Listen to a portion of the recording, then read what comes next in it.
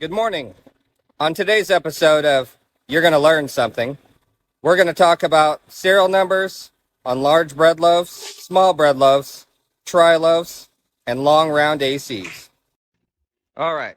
I've gathered a beautiful collection of GM converters for you. First one, large bread loaf. How I always identify a GM is usually there's a middle piece, and an end piece, and an end piece. And for a large bread loaf, I like to use a pen. It's about 2 pens long. For a small bread loaf, it's about 1.5 pens long. Right here we have a triangle loaf, commonly found on an Isuzu rodeo. Same thing, about 1.5 pens long. Right here we have a long round AC. Same thing, about 1.5 pens long.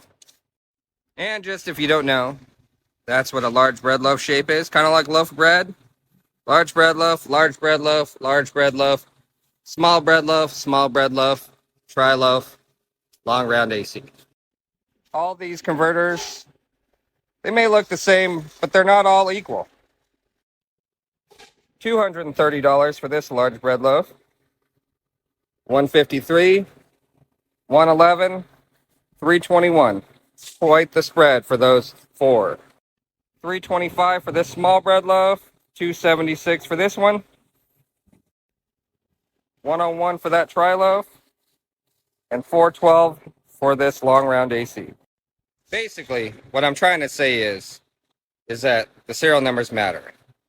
And if you're not getting paid for the serial numbers, you're probably getting screwed. Now, if you got a guy that's talking about serial numbers, paying you a good price, that's all good. But if you don't, you should probably send us a text. There's always going to be guys that are 10, 5, $2 higher. But what we'll offer you is that we'll always be around and we'll always be transparent with what you have. Thanks for watching this episode of Tips and Trips.